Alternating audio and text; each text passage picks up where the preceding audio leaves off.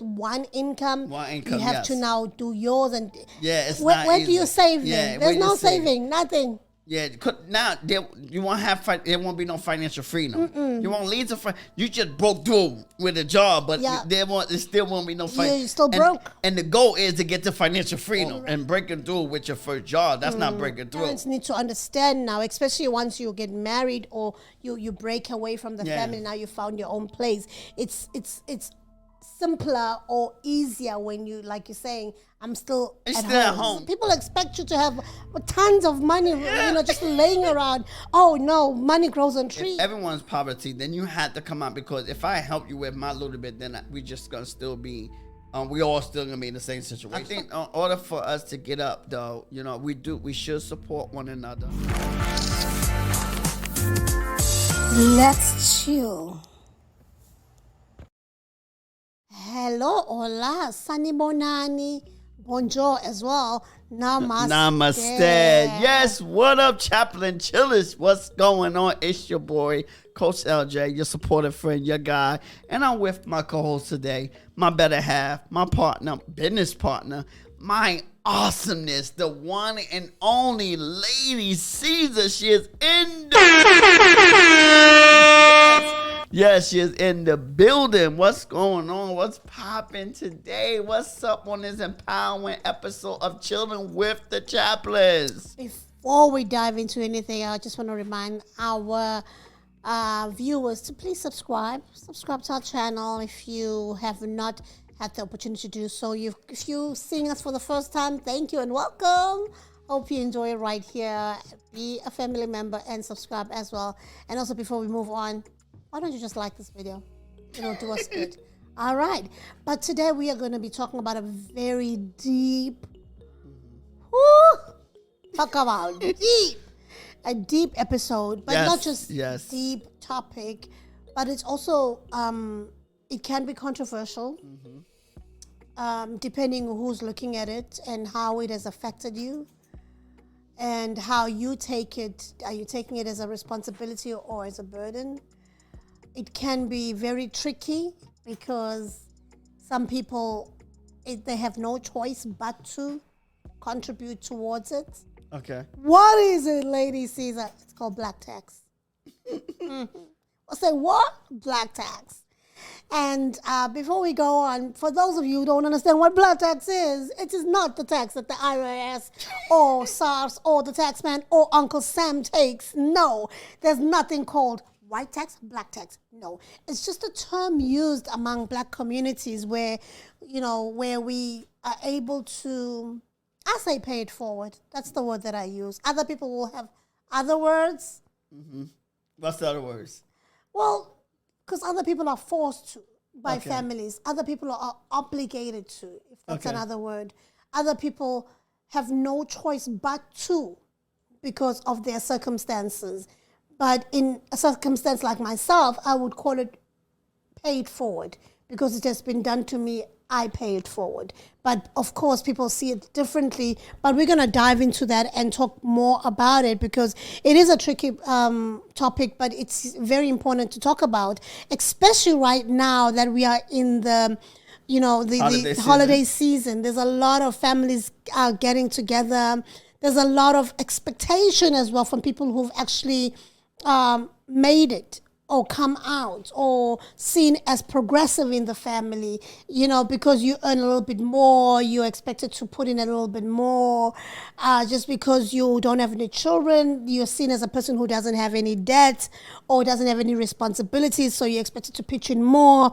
There's many circumstances. Oh, you're not married. Oh, well, you don't have a house. Oh, you're supposed to put in more. There's so much, that encapsulates or is part of this term called black tax and how families expect from you because of your, who you are basically within the family. Single, unmarried, no kids, educated. It's a lot. It's a list. It's a list. As the list goes high and high like that, you are kind of more or less expected to help contribute more. To help more and contribute, yeah. So is it a burden? Or is it a responsibility? That's the That's question. a good question. That's Good the question today. So Because let us, if those in the chat that experience black tats, so you have to go through it. Let us know if it's a burden to you or the responsibilities. Come on, just type in the chat. One word response. It was a responsibility or it was a burden. right. Because truth be told, it affects almost every black family that I know in Africa. I don't know about America. Does it affect Americans? Because I don't see that much here, especially the north side, where everybody's to their own. You find your own way around. Like we have families who make their own mothers pay rent. Yes. In this country, I would have to die first before I make my mom pay rent for anything. In Africa, you make your mom pay what? I brought you up. I fed you. I clothed you. How are you expecting rent from me? But in a country like America, I find that very different, where to each their own. Well, you gave birth to me. I don't owe you nothing. I'm now a grown woman in my own house. I do my own thing. That's how I see it here. True or false? Is that how it is in America? Not really. Not necessarily. It depends. I think some parents, yes, they do pay rent if they live in a place. Then they would pay rent. But living in their own child's place. Yeah, they will be helping their child. It's called helping out. It's an agreement that probably they have with they, probably they come together. Normally, if a parent living with their child, like maybe on a different floor, and they have an agreement or whatever. If they don't have it, but a lot of times, if you well off, then no, the parent gonna be living there for free. If you well off. But is it like, let's forget about the rent part. Let's just say the mother or the parents live elsewhere. Is it a thing in America where you help your parents, you help your siblings who are younger than you help your extended family who's not doing very well, who you see that they need the extra hand and you have the means? Is you help your nieces, your nephews? Is it a thing in America? I think in America it's not really a burden. If I would call it, it's not a thing. It's more of a responsibility. Nah, I think you got it confused, because even in Africa, it's not a burden or it's neither a burden or responsibility. It's according to a person how they take it. Especially if you obligated, then it sometimes become a burden, and maybe you're not established yourself. Maybe yes. I don't want to say American burden, America responsibility, Africa burden, because it depends. Even in America, if you are obligated to take care of your family, you have no choice but to. Yes, then sometimes it can be strenuous, not necessarily being it a burden to you, as you saying, "Oh, I don't like this," but it's just strenuous because you are now extended, because you probably just having one income and you have to take from the same income. My question to you was: is it a thing in America? Do older siblings or people who have made it within the family expected? No, they're not expected. That's what I was gonna say. They're not. That's why it's not really. It's not expected to pay it forward. Once you get older, we're not expected to help our sisters or brothers or mothers. Now, of course, people sometimes feel they're privileged, or they feel like once if you made it, now they feel like what, they might come to you for help. They might come to you, once you made it or whatever, or ask for assistance, but you're not obligated, to help anyone. So if you've made it and your family is struggling, it doesn't really matter. You can just leave them struggle like that, even if, because some people are too proud to reach out. It depends if you made it. If you not necessarily made it as in like you've won the lottery, or I'm just saying, you're an athlete making. A lot of times family know where each family are. So if you're in a position to help that person out, then they might ask you. What if they don't? That's my question. What if if they don't? Then it's all the, like, again, back to the episode, on the individual heart. if they feel they. But it's not like something that, like for us, okay, because even the term black tax it's kind of a title. It's a kind of a derogatory term. Yeah. You know, like why does something like this has to be aligned with the name black? Because things that are aligned with the name black is usually things that are not good. Or color. Right? You know, things that are not good. Because anything that's black, like Black Friday, you know that people are rushing, buying crazy. Color skin black, you know that you'll be profiled. When it's dark and there's, you know, it's black, you know, everything that's not good is usually associated with the color black or the term black. Now, when it comes to this particular term, which is called black tax, most people see it as, you know, a hard thing for people who've made it. Like, it's like, is it my problem that I made it in the family? Now I am obligated to help other people make it too. And in some cases, you find that the firstborn has to give up certain things just so that they is able to help the younger siblings, so that they also come up to their level, you know, or even beat them much higher. So my point of this conversation is that I'm looking at the different cultures, be it Africa and America. That yes, you Americans are aware of the term. Yes, we're aware. Probably, you know, heard it from Africans because it's just a loose term that's being used around, but it's not necessarily something. Not just necessarily African. It could be American that we heard it from. Okay. But you know, a lot of times, because we are trained to help each other. Yes, to, you know, when your brother or your sister is down, and if you have it, you know. But you're not forced. You're not forced to. You know, so you can just let them be. You can let them be, because there's a lot of social benefits in this country. Yes. So your question would be, oh, just go get some food stamps, or go get some social grants or whatever.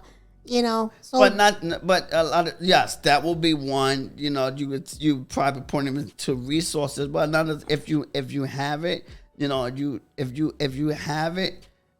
You will.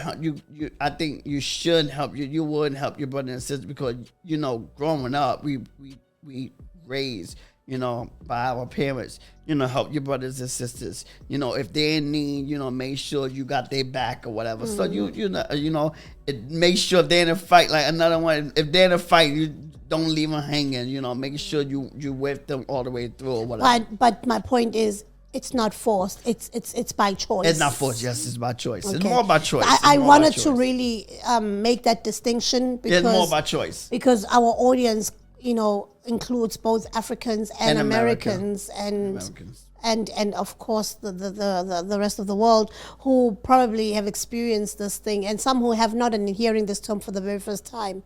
But I know in South Africa we have a term called Ubuntu. So instead of using black tax, the term black tax, we interchangeably use the word Ubuntu because it just means I am because you are.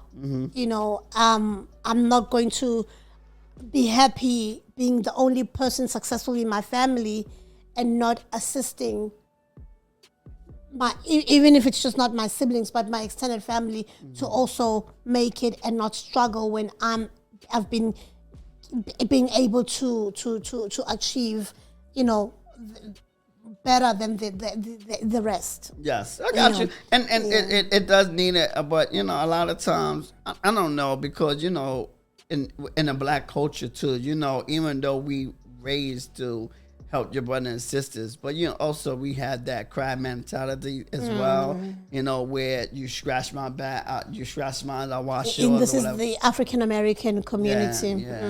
So you know, they had that as well, wash my back, you know, so a lot of times, and I'm glad you raised even with that, the support of the community and the things like that. So we had that, and not knowing that, you know, in order for us to grow and to build, we need that.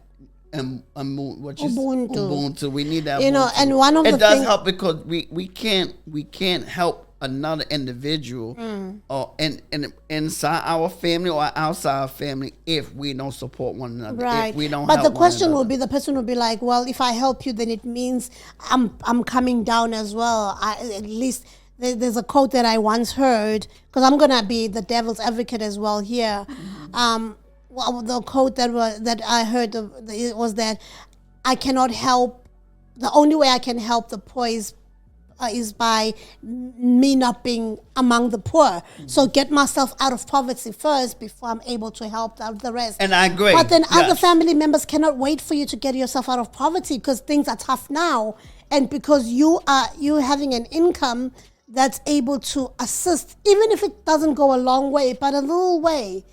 You know, I agree. I agree with that though. Because everyone's poverty, then you had to come out, because if I help you with my little bit, then we just gonna still be, we all still gonna be in the same situation. But then rather let me starve to death just because you're saying, oh, I have to watch myself and watch my own. No, I won't let you starve. But like I said again, I don't have to let you starve. I can give you a meal, but I can't. You know. Because in Africa, we are not advantaged to have the resources that America have.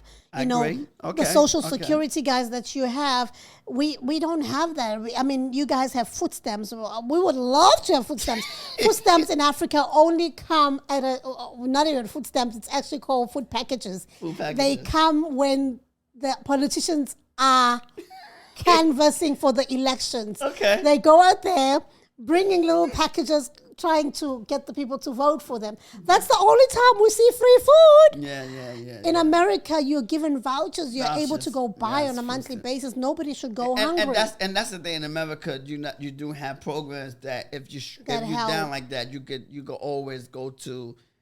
Get some food stamps unless you're prideful. You know, a lot of times you're prideful. Like, I ain't gonna get no food stamps. Because you gotta remember, if you get food stamps in America, that means you gotta put your information and you gotta put down that you're on food stamps. And sometimes that could be a hindrance when you're looking for a job. Because sometimes jobs see that, like, especially if you're looking for a good job. Oh, really? Yeah, they ask you what you want on food stamps. Oh. Yeah, some jobs. So you're not allowed to have down moments?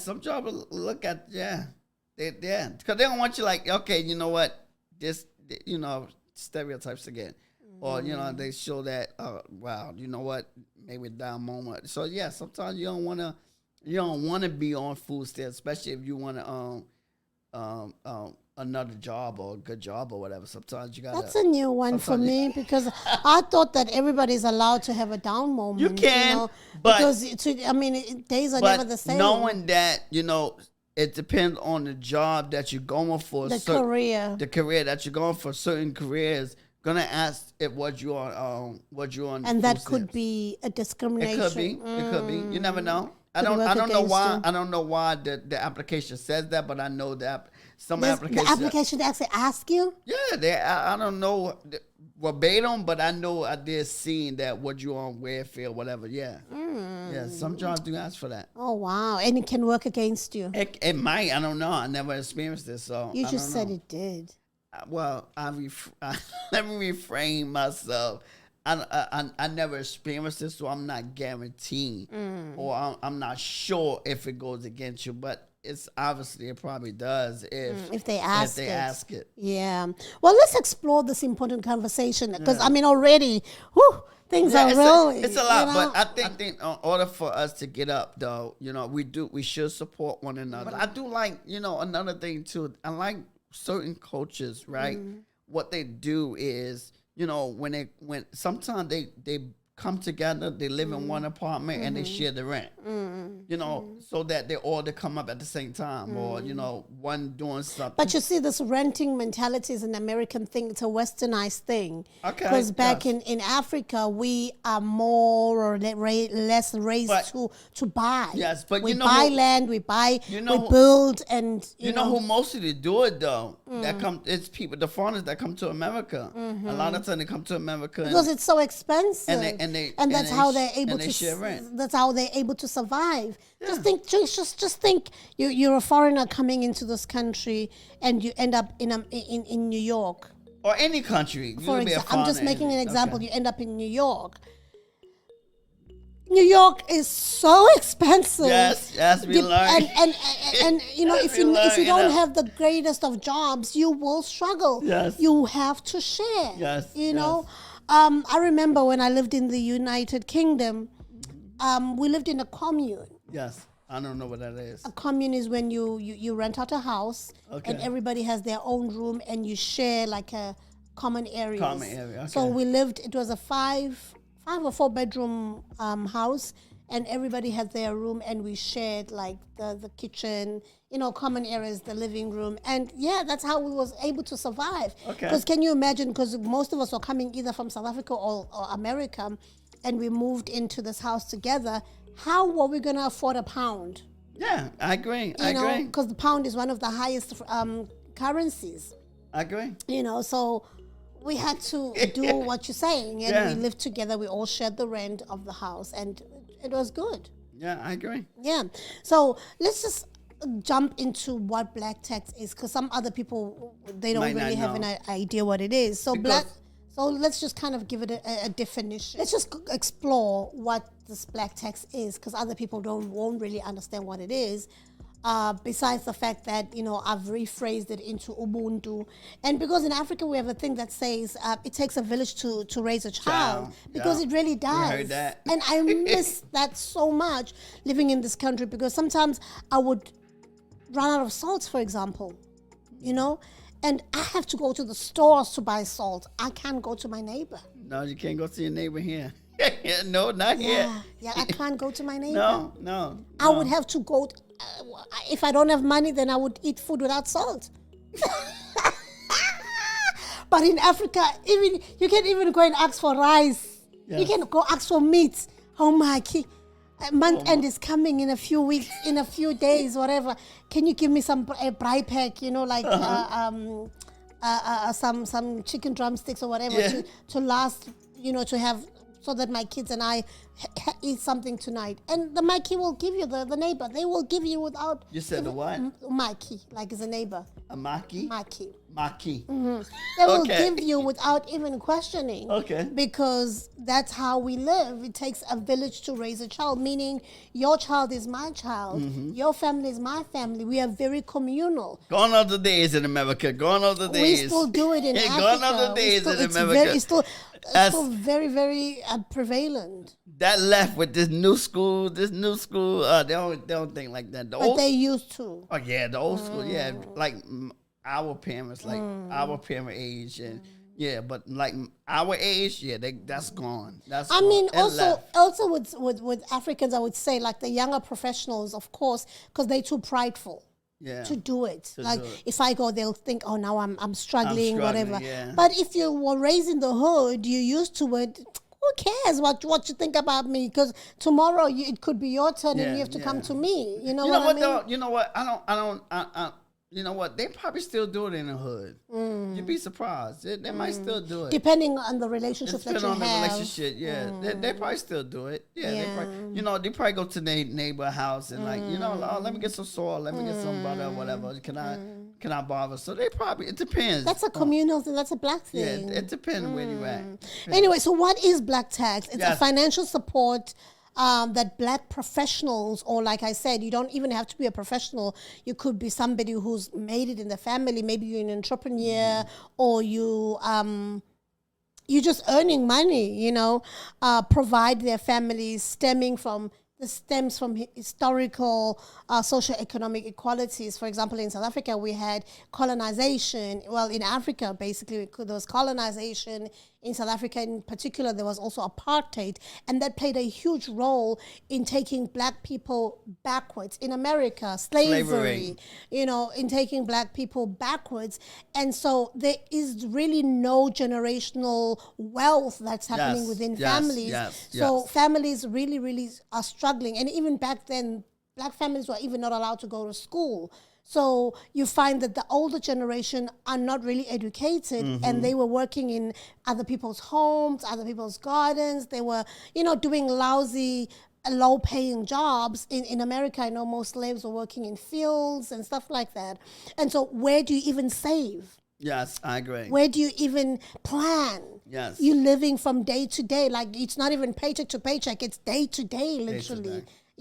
So as a result, the next generation that comes in then finds it hard to pull themselves up because they have to start from ground zero or even minus zero, because when they starting to come up, they've got a college education, they're getting a job, but at home there's no house. We're living in a shack. So I have to go back now and start building a house so that I'm proud to call home. You know what I mean? At home, there's never been somebody who brings in groceries every month. And now it is my responsibility, because I'm not married yet, to be the one buying groceries every month, because mama cannot afford it or daddy cannot afford it.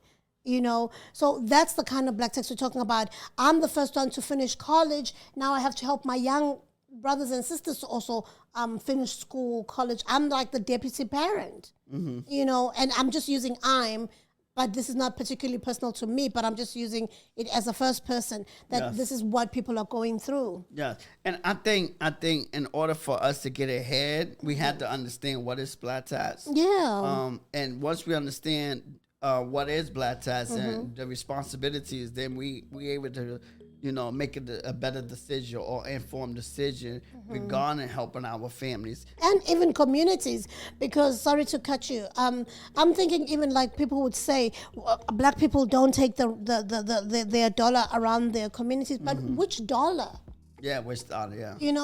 Jewish people can do it because they have the generational wealth already.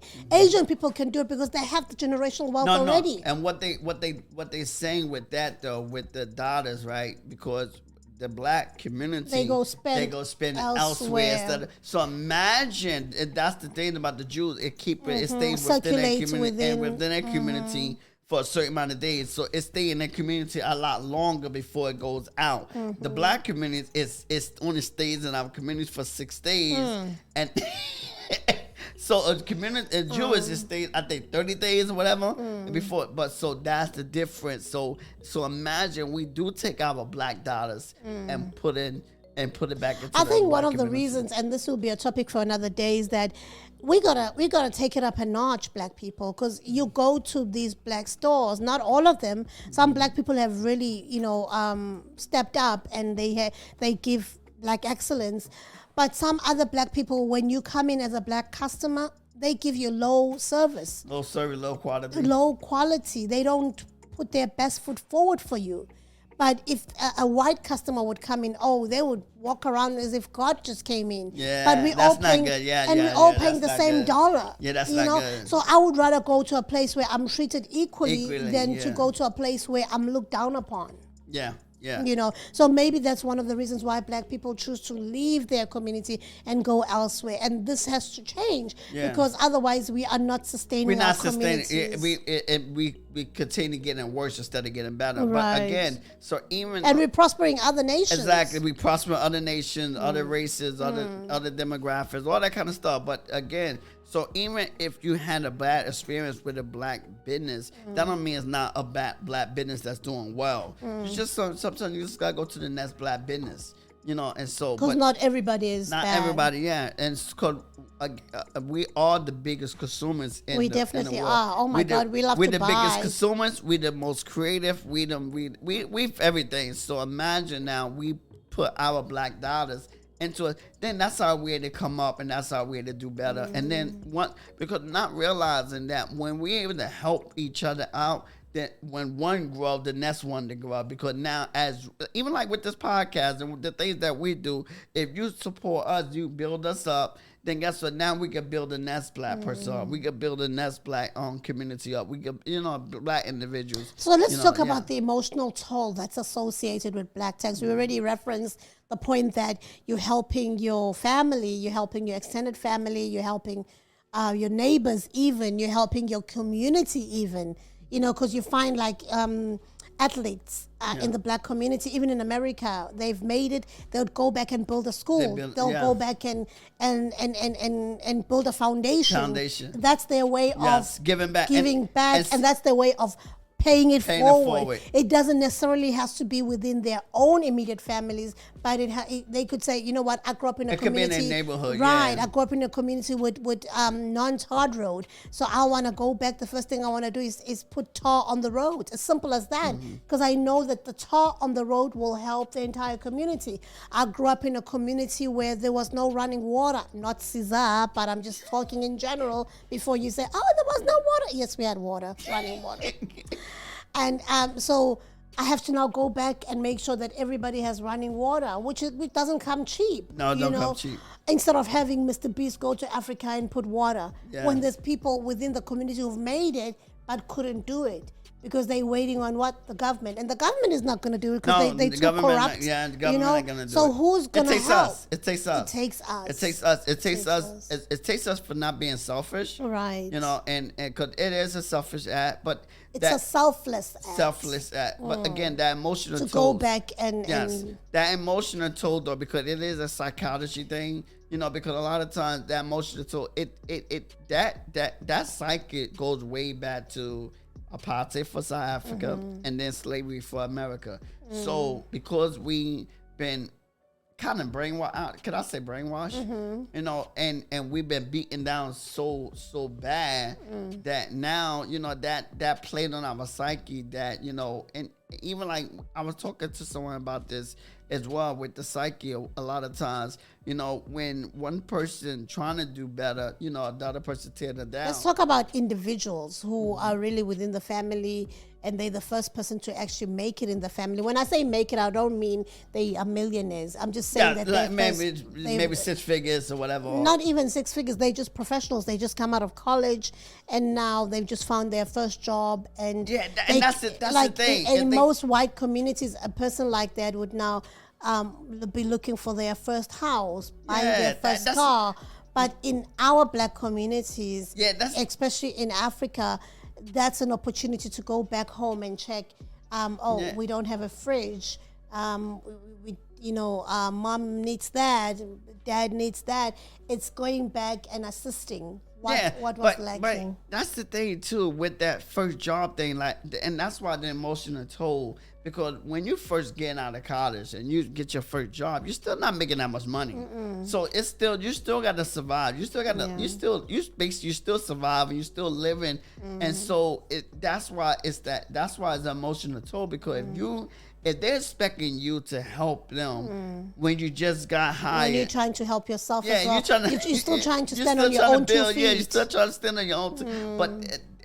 But again, it also goes back to slavery because we don't have that legacy money. You know, they call it legacy money because we don't have that legacy money where, you know, now they are dependent on us. You know, because they feel like, oh man, you got your first job, you made it, and really you didn't make it.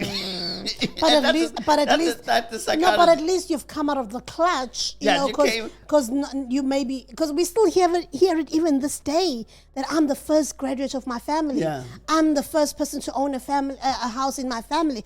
I'm the first person to buy a car in my family. Yeah. You still hear it even day. Today, which means we there's a long way to go. Long way to go. It's like, even like, you know, you say all the time, man, you in America, you made it. And let me tell you, and I always say, and I'm glad you brought that up, because I always say to people, because people to have tons of money, you know, just laying around. Oh no, money grows on trees. Yeah, absolutely. And you know what? And I'll be like, but I have to pay my bills in dollars. Yes, I'm earning in dollars. Yeah. But I'm paying my bills in dollars. And it goes to the point that there has to be a balance even in my own life. I can't just look at people back home and think, okay, they need this now and I need to jump. They need this now and I just love I love my family, my immediate family, for not putting a strain on me. I mean, when I say I don't have it, they understand that, she doesn't have it. Because when they need something and I have it, I don't ask twice. They will see the money in the bank the next day. And that's my way of saying, because I have a little bit more, I will lend out a hand. I will help you. I will never allow my mom to go without while I'm here. I'd rather not have than my mom not have, because I feel like this is how most African people think. that if my parents sacrificed so much to allow me the opportunity to even land in America, to even be a professional, to even be an entrepreneur, then I owe them at least to make sure that they are taken care of. Yeah. I owe them at least that they don't go to bed hungry. They don't have a house that leaks. You know, I don't have to do it. Like my mom doesn't expect anything from me, but I feel obligated to do it because I feel like she never really. So it's a choice. In my family. Yeah. But I know other people family, where it's not a choice. It's not a choice. It's an obligation. They love you because you are giving them something. Yeah, and that's not. When you don't give them anything, then they shy. They're like, oh, she thinks she's better now because she's in America. Oh, she thinks she's better now because she's got a job. She thinks she's better now because she's out of the hood. She lives in the suburbs. You know, but is it wrong for somebody to come out of the clutches and be better? It shouldn't be wrong. And a person should not feel guilty because they now were able to break away and break through. Yeah. Because it took a lot from them to break. Because remember, this is a generational curse. Yeah, it is. And if one person succeeded, it means this person has broken the curse. Yes. And in order to sustain this curse being broken, this is how we think, that we have to help somebody else to break it, somebody else next to break it. But of course, the first person who broke it will carry more load. So in a way, it becomes a burden to that person because they can't. If they don't help anyone, they'll be seen as a person who's not responsible. They'll be seen as a person who doesn't want to help and a prideful person. This is how Africans think. And yes, disclaimer: I'm not talking for all Africans, but I'm talking for some. In fact, the majority, if not, the majority. But again, the emotional toll, I think if you broke through and you actually successful, then yes, I think you can help. Not should. You should. No, not should. You can help. Because should is saying must. Yeah. But the thing is though, but now if you got if I choose not to, it's a big difference. That's my decision. But it's a bit different. If you but just then got your first job, you didn't break bad. through. But I'm sure you'll feel bad by not helping when you know that you're able. Of course, but it's a big difference. You break through. If you break through and you successful and breaking through with your first job, that's not breaking through. You still busy. But it's a start. It's a start. Yes, it's a start. Because some other families are looking for you to actually find the job. Grandmas don't sleep at night. They praying. Mommy is praying even in tongues, just so that my first child gets that job because our hope is in this child. In that child. But I think communication again, because even when you get that first job, you still gotta live. Now, unless somebody come back home and live at home, and so now I can take care of the rent at the house or whatever. I can take care of the mortgage at the house, and I can take care of the food because I'm still living at home. That's a big difference. If I had to have my own rent or my own mortgage, it becomes harder. Now it becomes harder when I got to do my mortgage and then had to do your mortgage and had to do my food and I had to do your food. And I think that's what you need to understand now, especially once you get married or you break away from the family. Now you found your own place. It's simpler or easier when you, like you're saying, I'm still at home. Yes. But now you can't, especially one income. You have to now do yours and it's where not easy. do you save them? There's no saving, nothing. Yeah, now you won't have there won't be no financial freedom. You won't lead to you just broke through with a job, but there still won't be no financial. You're still broke. And the goal is to get to financial freedom. Right. One income. You have to now do yours and it's where, not where easy. do you save them? There's no saving, nothing. Yeah, now you won't have there won't be no financial freedom.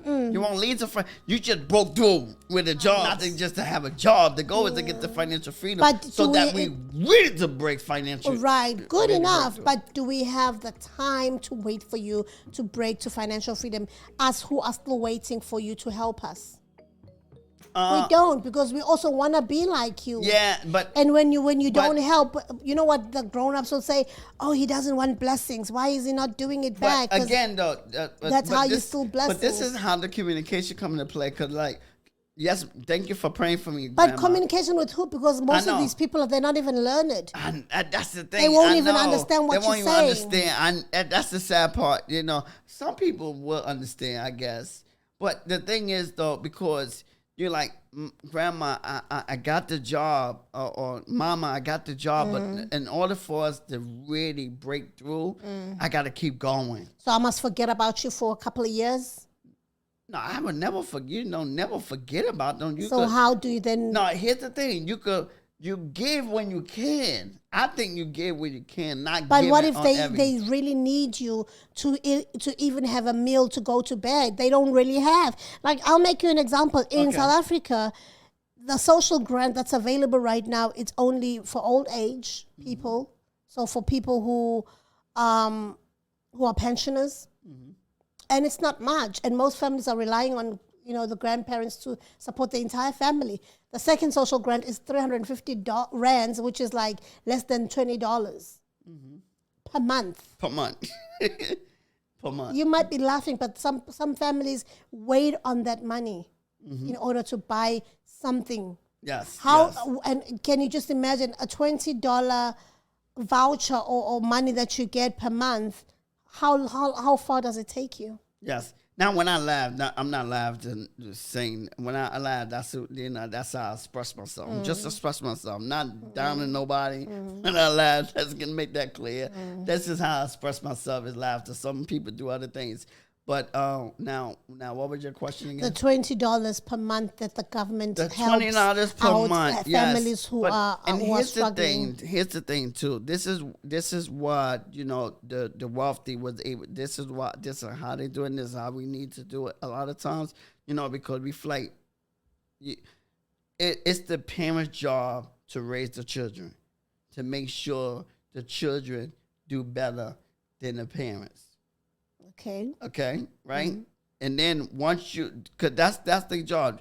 You do better than the parents, and then guess what? When they had children, they raise them so that child to do better than them, and this is how they keep going. And that's a very beautiful definition for first world countries, okay?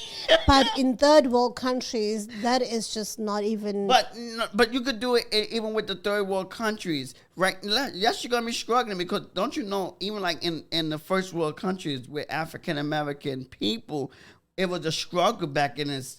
You got me? We was in slavery. At least it was. For us, it still is. No. But still, mentally, a lot of us is still slaves. Black people, mentally, we still slaves. A lot of us. Majority of Black African Americans is still slaves. Yeah. We still act like it. You can tell how we act. You can tell how we do. And you can tell, We're still in the rat race. Yeah, we're still in the rat race. But for some people, they like, even like with my parents, and like a lot of my family members as well, they raised their children to be better. Like my moms and my father made sure, okay, you know what, I want you to do better than me. But not everyone. Let's just take your family, for example. Not everyone did great. Yes. Some family members needed some support. So what happens to this one family member who still needs support? Is there nobody who's going to stretch back and say, let us help you because you couldn't make it? And when we can, yes, we do help her. Like a lot of times, because my mom's, especially when she started a business, she was always able to help her children if they was in need. So my mom was always able to help her children if they was in need. But the goal is, my mom's, she, especially like me and my sister, because we was the youngest, so my father and my mother always told her, I want you to be better than me. So they made sure we went to good schools, and then. But they I'm talking about college. You're a great example of trying to break the generational curse. But what happens to families that don't even have the means? Now, even if you don't have the means, you still, first of all, Daddy and mommy did the best that they could. I know, but here's the thing, though. The thing is, again, it goes back to training as well. The goal is training by who? parents. It's some parents. I'm talking about the trained. parents. The parents, they tried all they can, but they don't have. If they don't have, are limited. then it goes back to when we were talking about the Sunday Funday, where we ate cereal, breakfast, lunch, and dinner. That's what we did. You know, in the hood, we didn't have, so we ate the same thing every day. You know, you do what you got to do until you able to get ahead. Okay, let's move on. The thing is, we see, make sure we go to school. That's really go to school, get your education, so that you can get a good job, and then so that you get a house. So that's what we train, so that you can be better and that's than the us. third part, because really going to college, getting a good job, I know, but is here's not the really thing. the way out. This is what right. the colonizers put in our minds. That's what we were trained to go to school, get a good job, right? So now at least that's a start. That's a start. At least you got security. At least you got security. At least you got at least you got education. You got knowledge. Yeah. So you go to school, you get the education, then you get a good job, so that you can provide for yourself. Yeah. That's what it was. And then you take it further, you know, because that's all our parents knew, because they were limited in education. Right. So all they knew was go to school, get a job, and that's it. Now it's up to you. Once you went to school, like your parents told you to do, you got the good job. Now it's up to you to take a little further, because now you know more than what your parents do, and you could go beyond. Let's take it back to the Chaplin Chillers. Have you had something like this happen in your life where you had to really struggle, not even struggle, juggle the weight of black tax in your life or in your extended family? How did you manage it? Help other Chaplin Chillers. How did you or how are you managing it even now? Because some of you might say, I'm actually going through that right now. You know, how are you navigating that? How are you bringing a balance in your life where you're saying, you know what, I'm helping family, but at the same time, I'm maintaining my own family, and I'm able to save at the same time. I'm able to thrive. Help us. Help us, yeah. Help others. Yeah. And so and that's the thing. So I know my family is different. But it is a lot of people. But that mentality, and it is an emotional toll. But the only way we to break the cycle is financial education. You know, we gotta. If you unlearn, the only way we're gonna break forth, because a lot of times the reason why they put a burden on their child every time, because it literally a lot of time, or they lacking that financial education. It's like, you know what? That's the one. We all poor, and I need it right now. But you're not understanding that. In order for me to help you, I really got to break out. Don't worry, I'm coming. I'm coming for you. But in the meantime, I'm not gonna forget starve? you. No, you're not gonna starve, because I'm barely. I remember. I'm not really eating. I'm not really. I'm still probably. That because I have a job don't mean I'm eating good.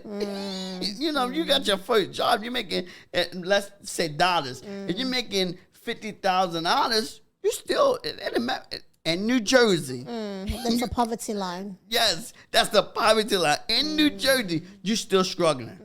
You're still struggling. So how do we promote financial literacy in families? How do we get them understanding that, you know what, I want to come and help, but can I just be grounded first? Can I allow me to be able to lay a foundation, allow me to find a second stream of income? Yeah, that's very important. I can come and help. Yeah, that's very important. But I think financial literacy is very important. But where do you get financial literacy from? One, like I said, that's why you go to training, courses, different things like that, because in schools they don't really teach you financial literacy. Who you teaching? You teaching your family, or you teaching yourself? You had to do what you got to do. You had to learn financial literacy. I'm talking about the individual. Okay, who's made it in the family? Who made it in the family. Or not just that. Even once you made it and you got financial literacy, now go back to your family and teach them financial literacy. Go back and how to save. How to save. You can start from from saving. Yeah, but what if you don't have enough to even save? Like people are living paycheck. I mean, especially right now with the the cost of living being so high and inflation not catching up to the cost of living, paychecks not no increase, but cost of living and inflation is going higher. Like people barely have anything to to save up. Yeah. So again, but even if you don't have any, but it starts with the education. Okay, once you get the education, financial literacy. I think it starts with even just making them understand. Because when we're saying education, you're taking it too far. Financial literacy. That's what I'm saying, but that's just taking it even too far. But I think it's just as simple as... But it got to start with that. With the conversation. With the as saying that, listen, I'm earning $3,000. Yeah. I'm struggling as it is. Yeah. You know, so just bear with me. Yes, when I say I don't have, it means I don't have. I need money to still go to work. I need money to still survive. I need money to buy uniform for work. I need money for transport. I need money for lunch boxes at work. Stuff like that. So I really, what I give you is what I can afford. And because I'm avoiding the fact that I've seen in most black families, you find that we are trying to please so much, we end up even going out and getting loans. Now you have to pay this loan on top of everything else that's happening, and now you're digging even a deeper hole for yourself into debt. Yeah, but I still say the communication, understand, as all the open communication is very important, but it does start with financial literacy. It does, in order to break the rat race. You understanding. Yeah, understanding financial literacy. And we went over this even with the book, when we had the book club inside Nest Opportunity Window with Rich Dad Poor Dad. If you're not a part of that, yes, you should have joined the community. Come join the community. But even the link is in the description box. Yeah. So even like, read the book, please, because that whole book is about education, financial literacy. So another way of getting financial literacy is reading books. Yeah, reading books. You don't have to. You don't have to go to school. No, reading a book. And a book, like you said, it's $20 in American dollars. It's probably about 45, 50 rands. 50. I don't know. I'm trying to think. Don't even. I'm just saying. But it's about 40 American dollars. That could be 20 American dollars. So it's about 400 rands. Okay, 400 rands. So 400 rands, $40, right? I mean $20. $20 for the book. But this is how you do it. Join the community. You know, I seen something in a book with Rich Dad Poor Dad. Well, I mean Robert Kiyosaki, and this is how we had to adapt. He's saying it's something that he don't know. He go take a course, you know, and this is what we had to do. If we don't understand something, then we gotta read a book. Go out there and find. We gotta find information. Yes. Again, we said it last week. We pay for ignorance. Oh yeah. A lot of times, because we don't. Oh yes.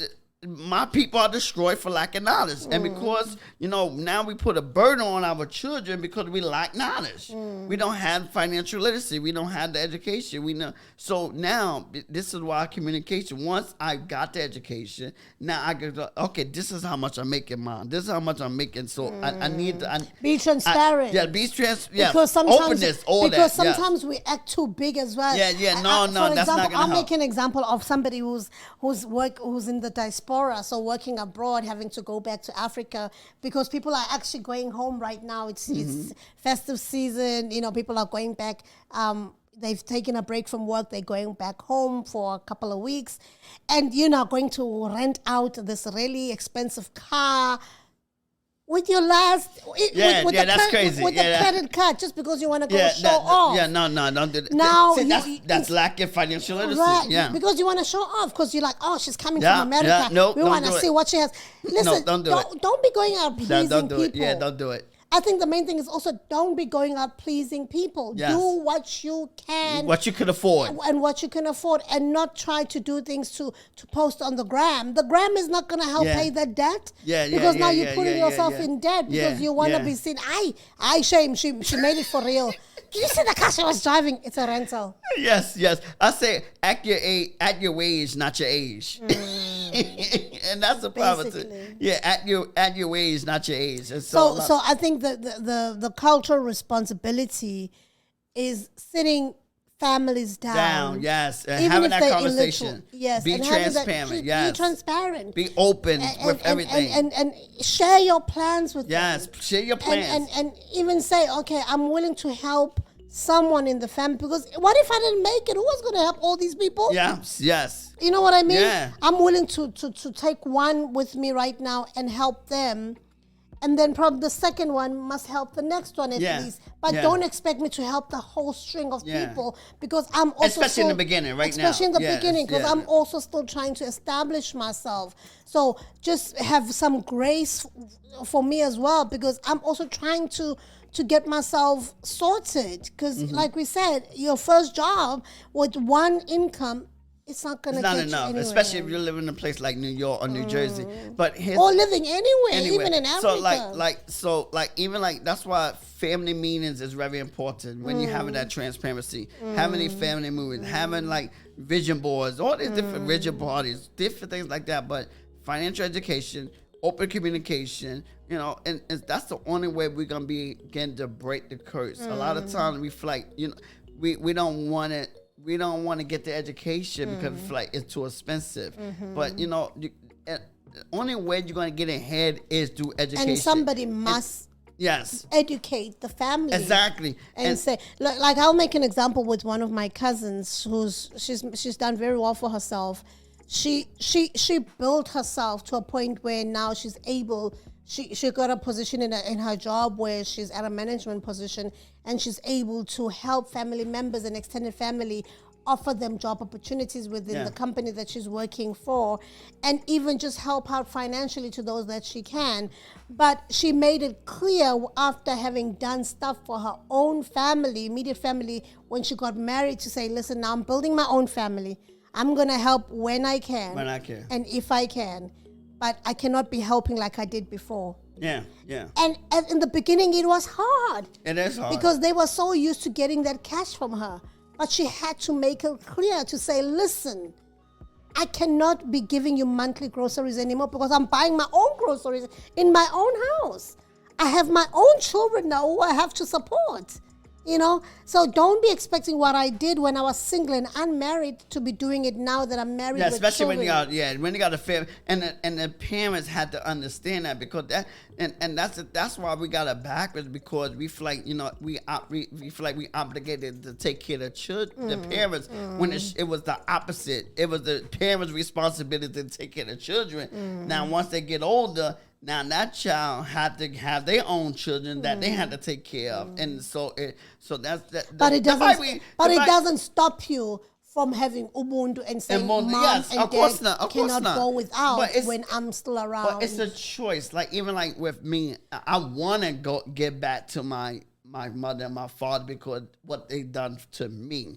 But it's my choice. Yeah, it's something that I desire to do, is to be a blessing to my mother and my father once I get to a certain position. But they understand it. They're not gonna say because they don't pressure but me. Because they have right now. They might not have in abundance, but they have. Yes, they have. Yeah. But let's take a family that does not have. So here's the thing: if a family that don't have, but if that person don't really have as well, then this is why a lot of times when you don't have, it's pressure, and they don't see that you got a little something so you can help me with something, but my little something is barely helping me, so how can I help you? But because they don't have, or they see that I don't have it, but they don't even see that. They blinded and see like the other person didn't have it. They don't really have it. So how can they give what they don't have? It is a delicate situation. Yeah, it's a delicate situation. It's it does need a bit of balancing because in order for the rest to be helped and to succeed, I need to be at that point where I'm able to do it. I'm able to do it, yes. Yeah. Yes. So achieving a balance is so important. Otherwise, you'll end up resenting even the help that you're offering to the family. It will end up being a burden versus being just a responsibility or just being something that you want to do. Yeah. But I would say, a lot of times, even like in the Black community, you chip in when you can. You learn to be a giver. Learn always, and then helping one another, because the only way we can get up and build up is by helping each other. And a lot of times helping someone it's not always had to be money.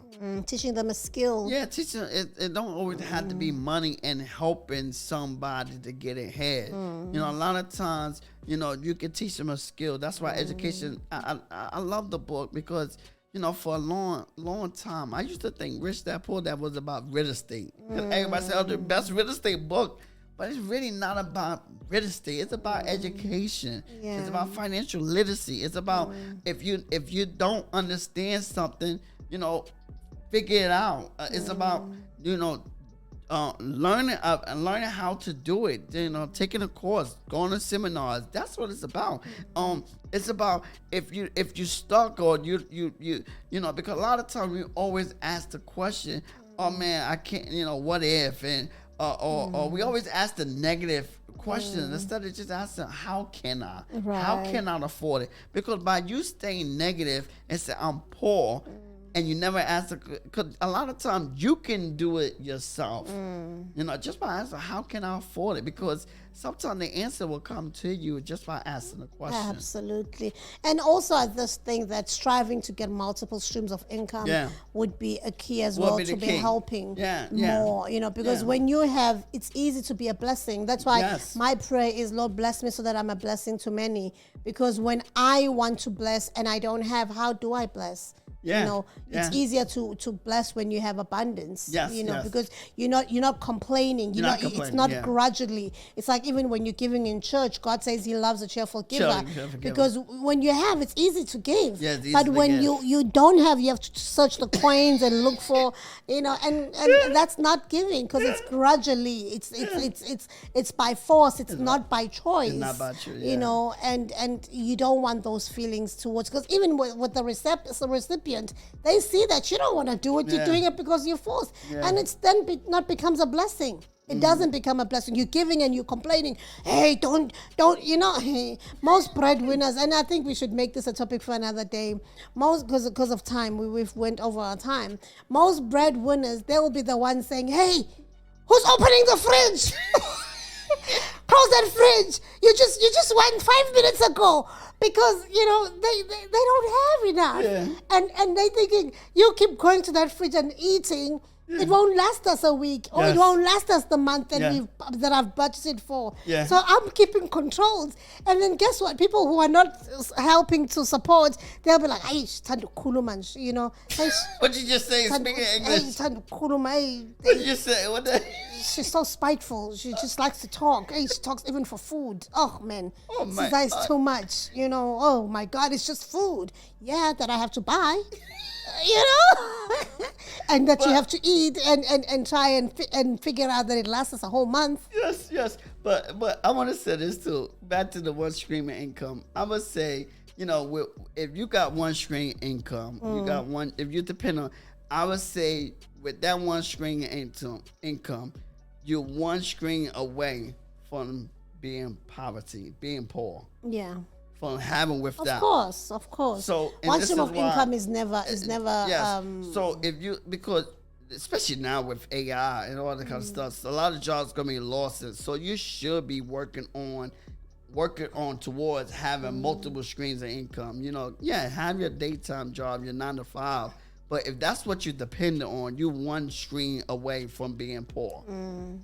One paycheck away. One paycheck away. Yeah, one paycheck away from being poor. One paycheck away from being without. You are poor already. You're just one paycheck away from being without. From being without. And so, from being in you know, you should always look into, okay, how can I make extra money? You know, how can I build? You know, what other stream of income can I have? Because, again, you know, you never know when that job gonna go out. You never know. But then again, it's easier said than done. Because, I know. You know, you try the second stream of income, but it doesn't come quickly as you want it to come. A lot of times, the money. Sometimes with it depends what kind of stream takes time. income. Like this YouTube channel has been taking forever. Hold on, but I'm saying even if you get a second job, that's a second stream of income.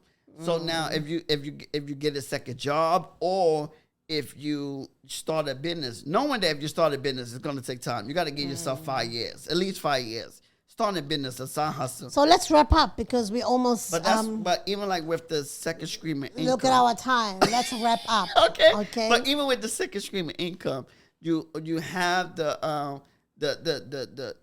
your first screen and building so that when you buying yourself some time so the business to grow.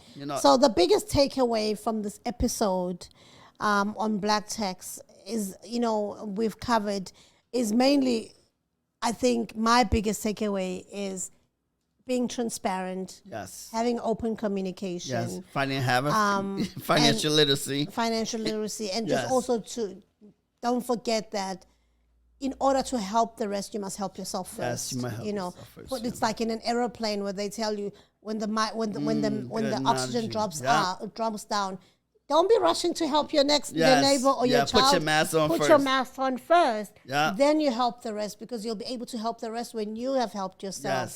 So if we look at it that way, then we'll be able to overcome black tax, and maybe not call it black tax anymore, but call it umuntu.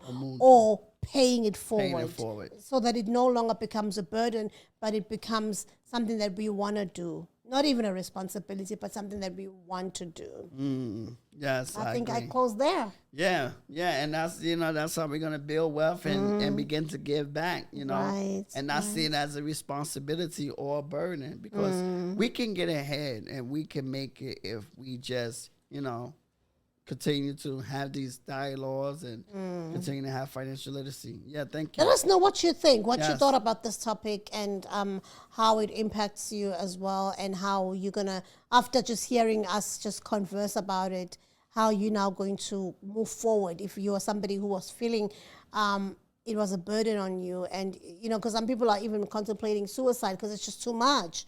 How are you now going to navigate the situation, because the family is family. Unfortunately, we cannot choose family. Family is just part of us. Yeah. Yes. So thank you for tuning in. And like we said, if you are a chaplain chiller, thank you for subscribing. Yes. If you have not subscribed, press that subscribe button, like, comment below. Listen to our audio platform as well, because you don't have to necessarily see us. You can hear us as well. All right. Thank you for And I would support. like to say, if you're an aspiring entrepreneur and you want to learn more about business, you're welcome to join our 6-month mentorship boot camp. Turn your idea into a sustainable, scalable business, where we're able to go through the lessons and do the live training, as well as the chat room. So definitely join the 6-month mentorship boot camp. It's your inspiring. No more being in the dark. No more starting a business and don't understand how to form the business or how to structure the business. And let's learn things about business so that we can be better prepared to run an efficient business. So I say, if you want to, you're welcome to join the 6-month mentorship boot camp, where we're ready to learn and grow together. Yes. Let's do it On together. that note, I want to say thank you for tuning in. Hasta la vista. If you enjoyed this video, you love this video, check out the next video we have for you. We said deuces. Bye. Peace.